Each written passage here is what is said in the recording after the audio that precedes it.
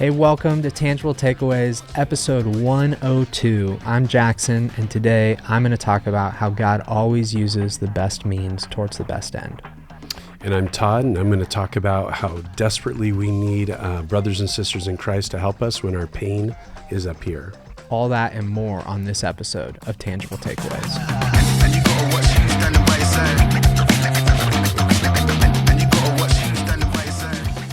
So glad to be with you. And Pastor Todd, thanks for being on. Oh, absolutely. Thanks for having me today. Yeah, fun. I think we've got a lot of fun stuff to talk about today. We're in a brand new series in Ruth, which we'll talk about here in a minute.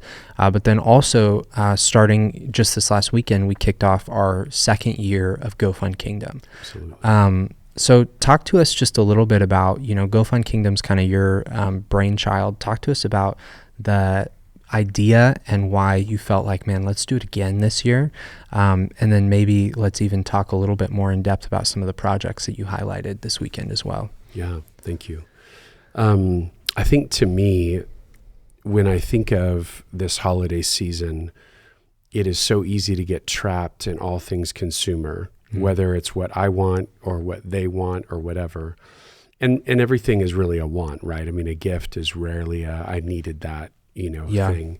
So there was a phrase that I had heard before about exchanging our wants for their needs. We might have even used that in some iteration of something we did years ago here.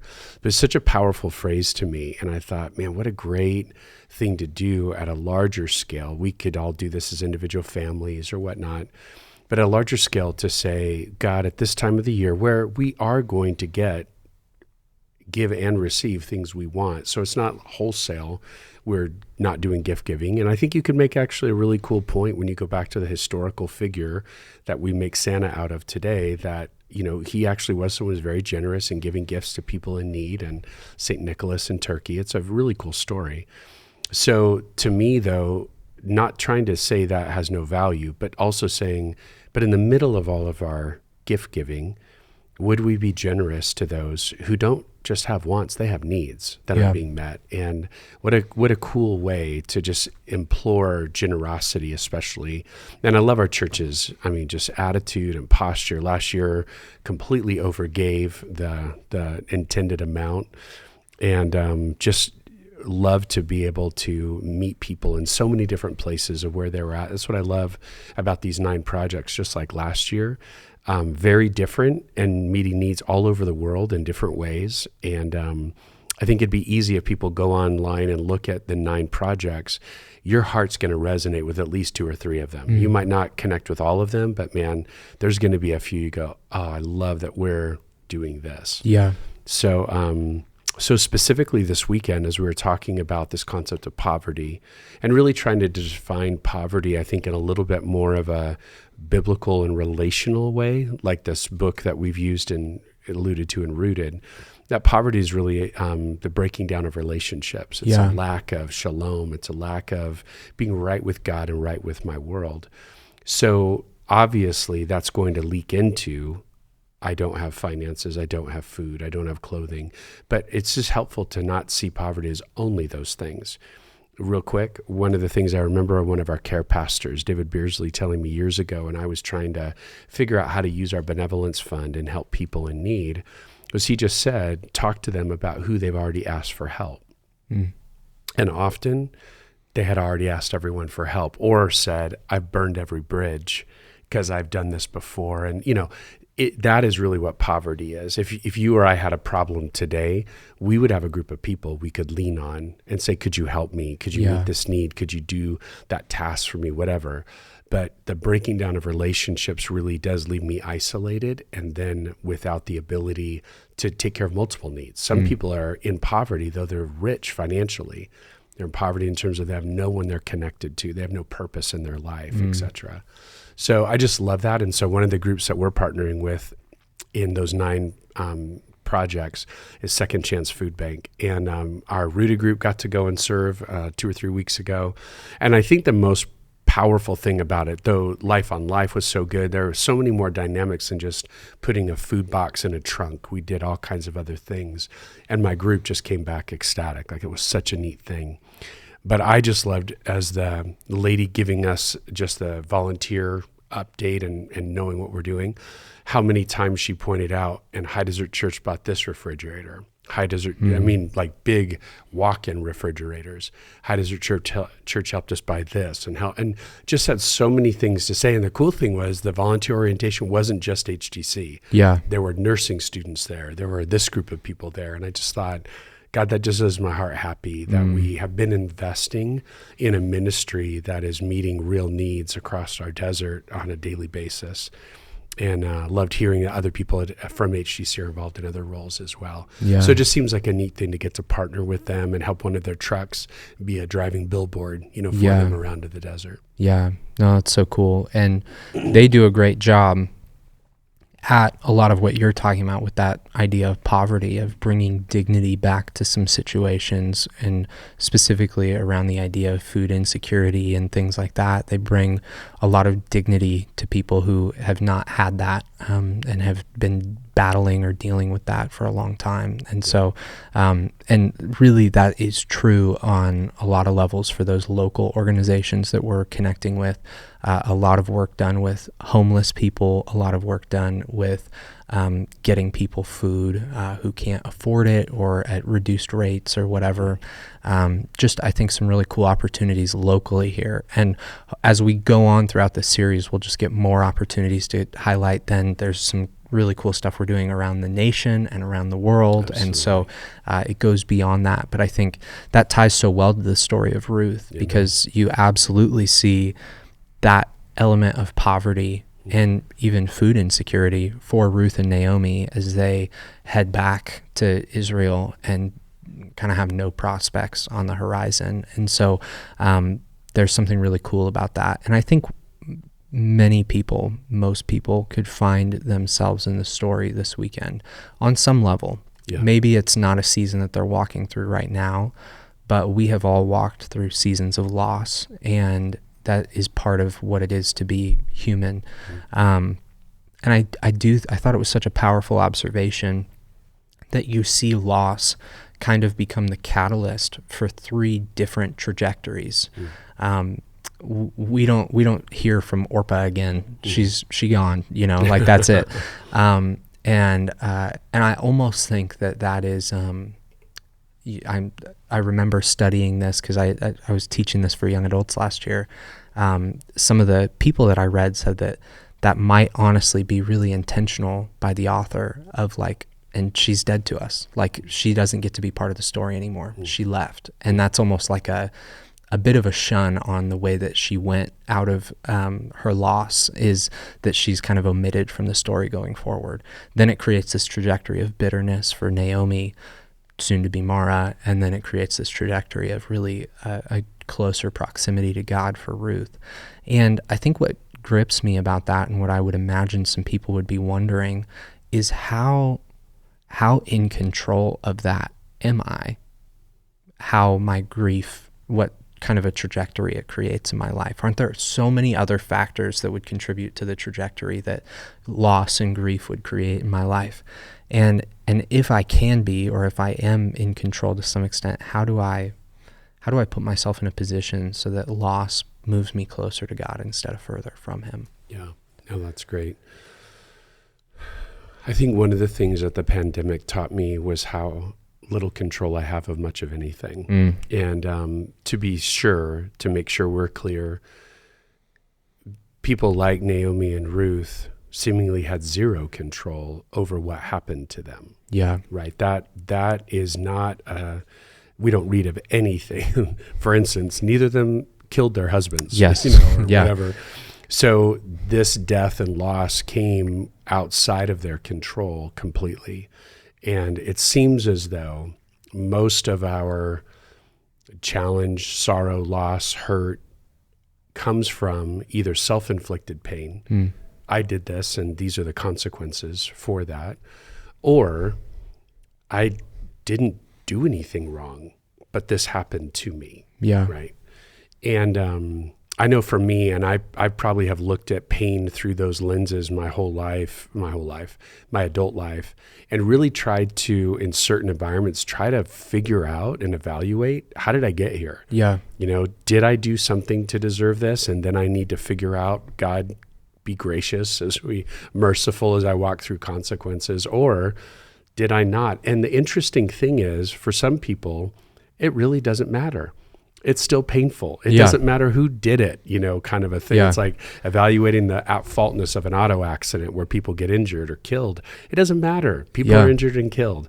So I've probably overthought that in my life a little bit more. And in some ways it maybe does or doesn't ease a lot of the pain anyway. Because I think that's our hope in trying to kind of intellectualize it, is hopefully it's less painful. Yeah. If I understand it a little bit more, hopefully I can avoid some of the pain in the process. Exactly. And the reality is rarely ever. Yeah. But to be clear, in their case especially, they had not done anything. It was out of their control what happened to them. Mm. However, I believe as I read my Bible, what they did next, what they did with that loss, was everything about I would use the word responsibility. Yeah. And I'm a big fan of the book Boundaries and everything that comes from it. Usually people think boundaries like I need more walls up in my life. It's really not that. Boundaries is just a realistic approach to life, which says there are a lot of things that happen in my world that affect me directly, indirectly, that I have no control over. Yeah. Other people's thoughts, other people's attitudes, other people's actions, other people's behaviors. I don't get to control those. And I'm going to go nuts if I try to. I will live completely out of reality trying to control them if I think I can. But what am I responsible for? What is something I'm called to, quote, control, is my response to those things, to those people.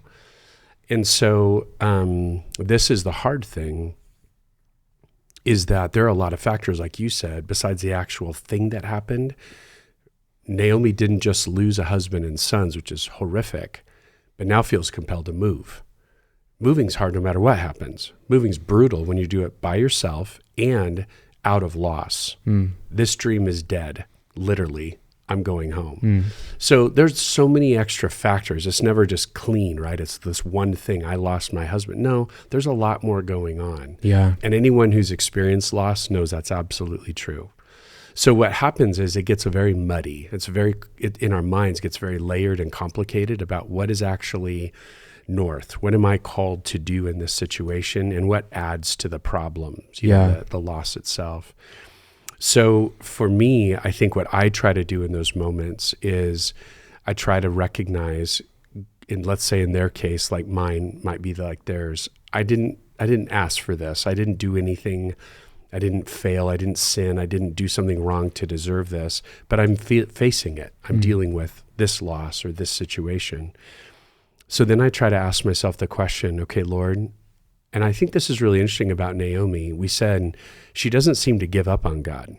She doesn't seem to throw away her faith. So she just, though, I think, has a right view of God, and that is, God, you could have stopped this. Yeah. You're not weak. And you're not inept. You could have kept my sons and my husband from dying. You didn't. So she actually has, in a weird way, a strong belief in God. Yeah. The problem is she thinks God has failed her or is even against her. His vengeance is what she's receiving.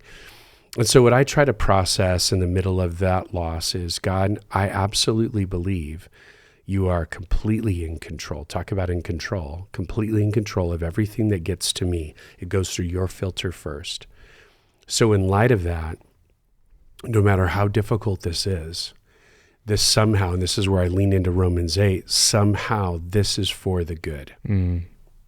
Might not seem that way literally my whole life on earth, but in the grand scheme of everything that God has for those who love him and are called according to his purpose, this is somehow for the good.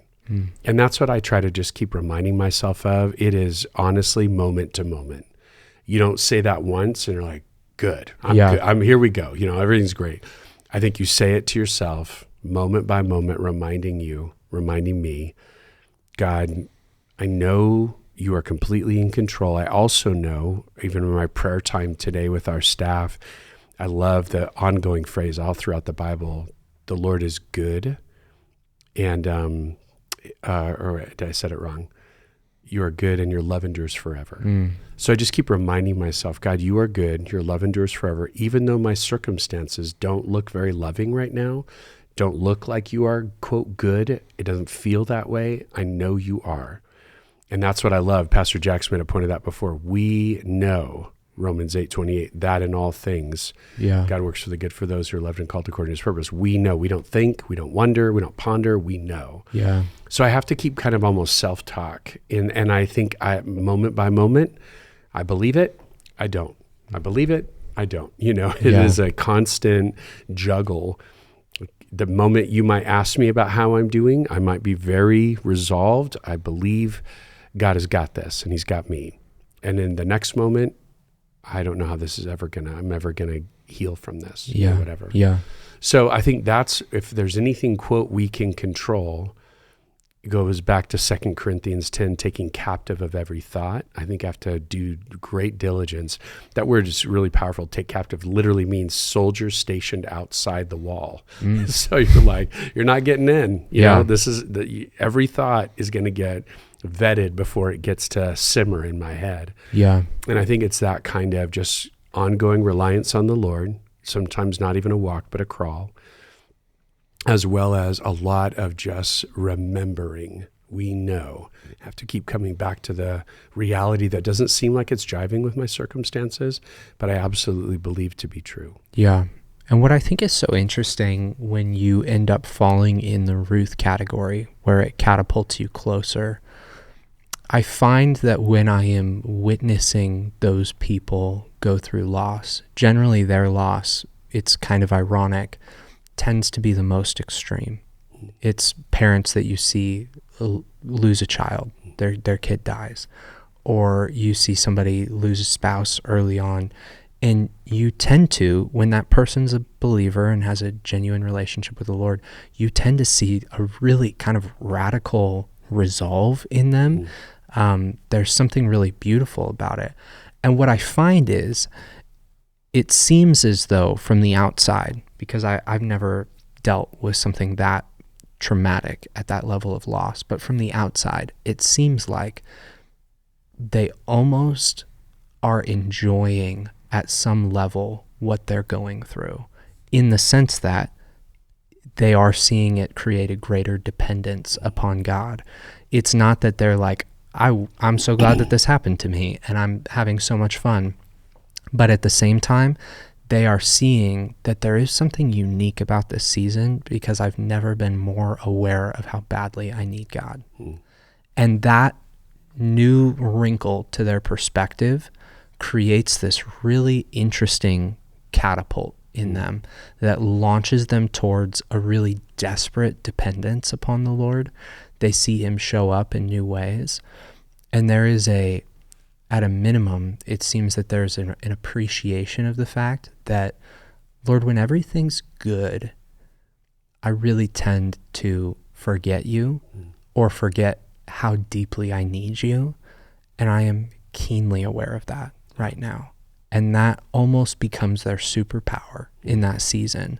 And so there's something, and I think you see that in Ruth's response. She's got this very unique response where it's like, I am all in, and I've never been more committed than I am right now. And that's really very interesting, because I think Orpah, I'm out, screw God, it's over. And then the Naomi, how could you? Those tend to be the responses that feel really natural. Sure. But this like, man, I'm going to go deeper with God in this season than any other in my life. It's never this like, I'm so glad that this happened to me, but it is a very like, it's almost this acknowledgement, there are pros to this season. There are things that God is going to do. There are ways that I am going to get closer and more intimate with him than I ever have.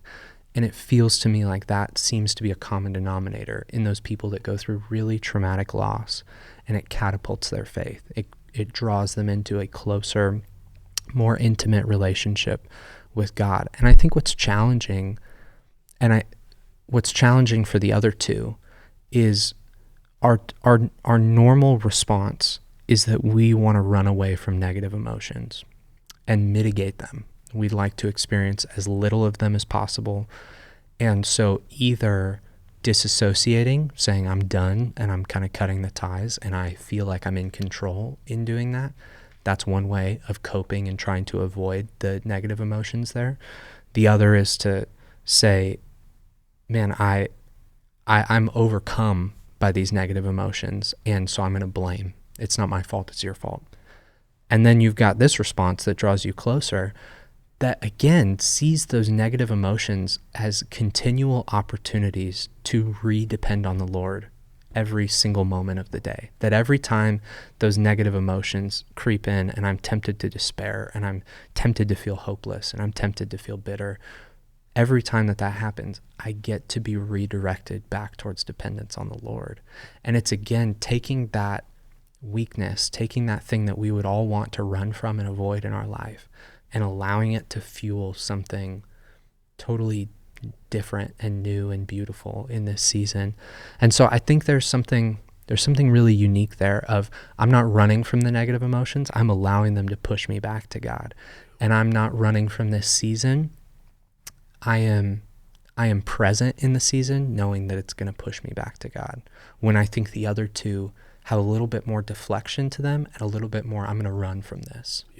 Yeah, no, that's good. Even your words about how easy it is for us to just neglect our dependence and reliance upon God when things are good. Yeah. Moses preaching to the people in Deuteronomy, and when your houses are built and when your cisterns are full your and vineyard is filled with grapes, don't forget the Lord. Yeah. So you're totally right. That is our human propensity, is like, I got this, right? We want independence, not dependence. Yeah. But then maybe what you're saying too, it's just proving that premise as far as that closeness and deep intimacy with the Lord, that the Lord is close to the brokenhearted. And maybe that's how that fleshes out. Yeah. Not just theoretical and not just, oh, he's close. No, it's like he is providing this unique connection with him that's coming out of a deep reliance and devastation in one's own life. And so it's a really cool way to see, maybe that's the application of that truth. Yeah. And I do think that's such a boundaries approach, right? I can't change what happened, but I can reap, there are still blessings in this season, and I can reap the blessings of this season. I'm going to get closer to God than I ever have before. Yeah. And that is a blessing of the season. This isn't how I would have written it. It's not what I would want, but that's not my call. This is the hand that I've been dealt. And so now it's about, where are the blessings in this season? And I think if you're looking to avoid the negative emotions, anything that you're going to look to help you that is helpful is not going to be good for you. You're going to be coping and numbing and all of that stuff, right? Yeah. So this is not a technique to avoid the negative emotions, but I do think that is an approach that leads you towards health and the greatest benefits in the season that you're in, though it is unfortunate, though it's not how you would want it or how you would write it. And I think if you're in the middle of that season, what's so difficult is you hear all these people's testimonies of the way that God showed up in such a beautiful, powerful way in my loss and X, Y, or Z and over here. You hear all of those, but it's always like 5 years ago, last year. They're already on the other side. 10 years ago, right? And they get the beautiful blessing of looking backwards and saying, but now I have X in my life and life's pretty good. And I see that God's done X, Y, and Z, and he's been so faithful and so good. And so you can hear that and say like, wow, that gives me a little bit of hope, but also like, I'm in the middle of it. Yeah. I'm not at the end of it. I don't get to look back and say, and now I've got a new job, or now I've got new relationships, and then the Lord was faithful by X. I don't have any of that. I'm just in the middle of grief. How do I hold perspective when I'm right in the middle of it and I don't get the kind of beautiful rounded out story yet? Yeah. I think thinking not so much through the lens of like the loss of a loved one, but through the lens of loss of just stability and the loss of leadership and things like that. That was the roughest season for my time down in Redlands. And I would tell people later on, I'd never experienced those types of challenges to that degree up until then. So that was one of the, outside of losing a loved one, that was the hardest thing I had been through.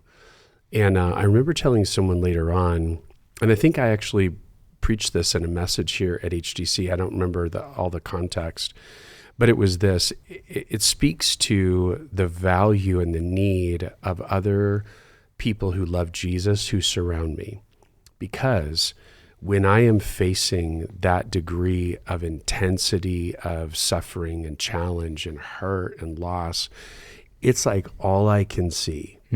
It's so right here. Even this week when we talked about bitterness and how it's the first or the only thing you want to talk about because it's consuming you. It's like all that you can go through the whole day and everything else is just white noise around you. And this is all you see.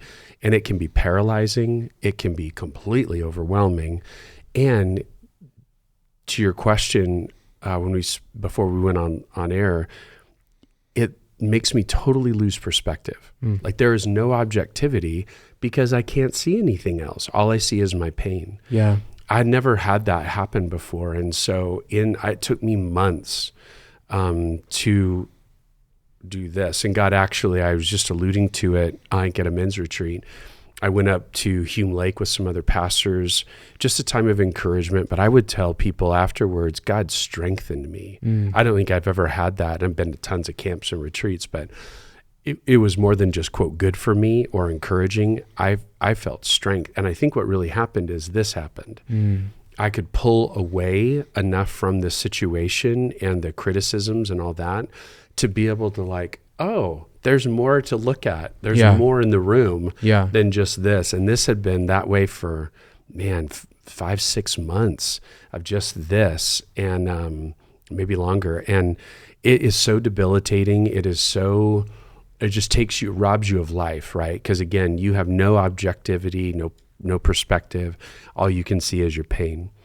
So that being true, I say that to those who are watching to say, if you've experienced that, I have empathy because I obviously pray for different reasons, but man, I get that. I think for me, like I said, I don't know if I even knew sometimes it was the first time. I didn't know if I knew what this was. I just knew I'm constantly a mess. Yeah. And I'm debilitated from doing life the way that I would want to do that life with your mom and with your sisters and our family and friends. It was just horrible. But this goes back to what I needed and what God kept providing. God had kept providing a slow drip of people who love him and loved me and kept reminding me of perspective, kept reminding me of the bigger picture, kept reminding me that God's not done, kept reminding me there's a new day. And so I really needed that. And it was almost like that all came together at that retreat with these outside voices. I didn't know any of them at all. Yeah. And it wasn't even that they said anything unique to me or whatever, but I think it was just in that space and being away and being with hearing their stories and being encouraged by God's word, that it just finally broke that chain that had in my life. So that's a long explanation to say this. I think that's one reason why I need brothers and sisters around me who not only would love me, who not only would care for me, but would tell me the truth. Hey, Todd, you're lacking perspective. You can't see it. It's so in your face. It's cluttering everything else up. Let's talk about it. And by the way, what was also going on during this time, I was in therapy. And that's probably another, if I keep looking at factors, but God was just strategically placing people in my life. Some even I like, can you help me? Yeah. That kind of thing. But that was, to me, the biggest takeaway was, number one, this is a thing. I had never experienced it before. And then number two, to understand that's one of the most significant ways God helps us out from that, besides the still small voice of his Spirit, is putting people in our lives who would love us enough to try to keep reminding us of the whole truth, not just this truth. Yeah. So you can't fix your perspective on your own. It's I couldn't put it that way. Yeah. Well, and I think that's that's one of those are that's one of those great opportunities for the series that we're coming out of, for those one another's, Yeah. right? We see those most on display when people are in times of distress and great need, when those are most effective, right? It's great to be encouraged by people and to have people bear your burdens and love you when life is pretty good, but you appreciate it on a whole nother level when the sky is falling and you've got people who will still stand with you and be there, support you, remind you of what's true. All of those things, like, man, that's huge. And I think that's why we're part of a body, and why we don't go it alone, is because when poop hits the fan, and it always will in our lives, when that happens, we've got this built-in support system that's there for us. And one of the things that's been encouraging to my faith, and encouraging to, I guess, just this kind of idea of perspective for me is, I'm deep in study for ordination and things like that right now. And I was doing some study on God and his attributes, and two that stood out to me that are very logically linked, have just really revolutionized my understanding of God's timing, or even the things that happen, and just being a little bit more okay with it and like content. The first one is that God's knowledge is infinite, that he has this infinite, expansive, no bounds knowledge, and he knows himself fully, but then he also knows everything actual and everything possible. Actual being everything that has happened or will happen, and everything possible, everything that could happen. And we're going to have some crazy conversations with God when we get to heaven about the possible, because everybody's got questions, shoot, what would have happened if X, Y, or Z, right? We're all going to have some good conversations with him. But if he knows all of that stuff, and it's not like a Rolodex for him, he knows it instantaneously, he's known it for all of eternity, he knows all of that. And so if he knows all of that at the same time, then we can also understand logically that God has perfect wisdom and infinite wisdom, which means he always chooses the absolute best means towards the absolute best end. That is, you can just have so much trust. Yeah. The level, confidence. The vastness of his knowledge should lead us to a greater trust in him, based on the unendingness of what he knows.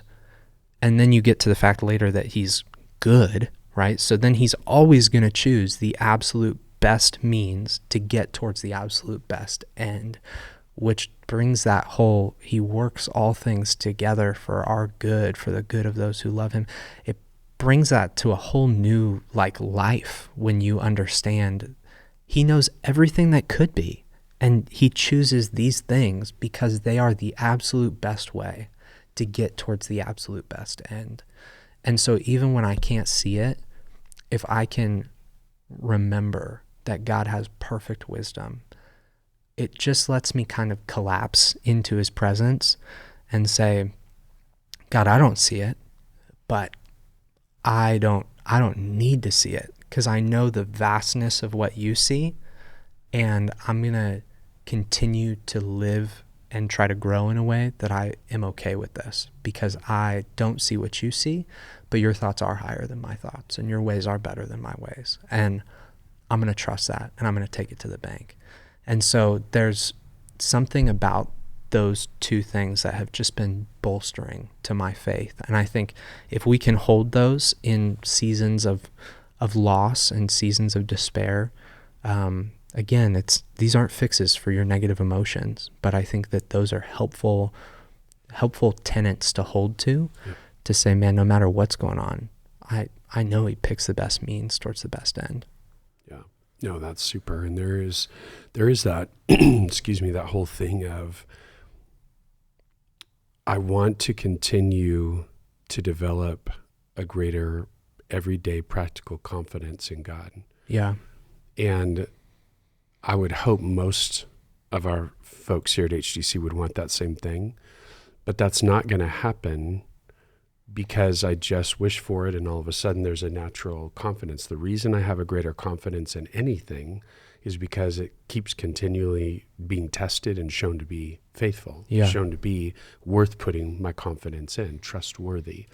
So that means I'm going to need to trust God for some things. And so I think it's just kind of strapping in for the journey, that marathon of going, God, I have confidence in you today to this degree. Yeah. I want to have a confidence here. There's a long way between here and there, but whatever I'm staring at, and this is always so important to me, talking to folks in counseling or just preaching, we tend to go, well, in the next time I face loss, I'm going to remember what Jackson said today. Yeah. Probably won't. But you are facing probably a degree of even unmet expectation today. Could you believe and rely on that truth for this situation? That's kind of building that muscle. So when you do have the devastating game changer, it won't be out of the blue, and it won't be like, what was I supposed to remember again? Or what was I supposed to think of God? But you've been living that way. I've been living it out because I was doing that. What do we say all the time about the parable of the talents? Faithful with little, faithful with much. That's not just true in terms of more resource. It's true in terms of more tragedy. Yeah. And so it's like, God, I want to keep trusting you in the day in, day out stuff. I didn't get that promotion in this season. I didn't, wasn't able to have that relationship I was hoping for. This thing didn't work out financially as I wished. Yeah, those are all disappointing things. They're not epic. It wasn't like you lost your spouse and your 2 kids. But if I will keep building that trust muscle in the daily things I'm staring at today, I just think it's going to prepare me like it should. I think that's what God's whole point is in Romans 5, is that suffering is meant to develop this sense of perseverance and perseverance hope. Yeah. Like it all makes sense. It's all leading somewhere. But if I keep going, well, God, I'm just going to wait till the big thing and trust you, pretty guaranteed you're not going to trust him. Yeah. Because you haven't been trusting him in the small things. Yeah. And I love that, because that even trickles down to the day-to-day, right? Like, God, I don't like my boss. It's like, God always uses the best means towards the best end. Yep. God, my kid's in a really difficult season just to do life with them right now.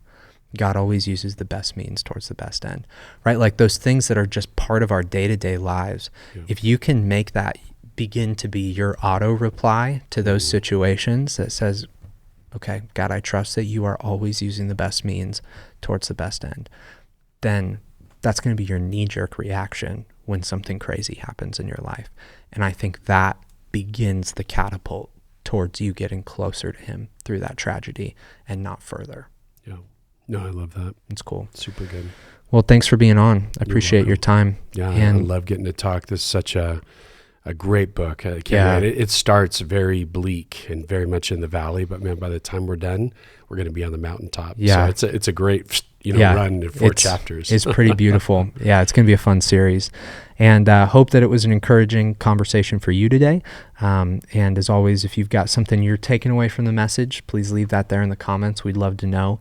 Don't forget to like the video, maybe share it with a friend, and subscribe so that you get future videos as well. Also, a cool feature that started with this series is that you can sign up to get daily devos based on the weekend message. All you have to do is text the word Bible to 64567. So if you'd like to track along with kind of where we're going in your devotional time, just text the word Bible to 64567. But that's all we have for this week. We'll catch you guys next week on Tangible Takeaways.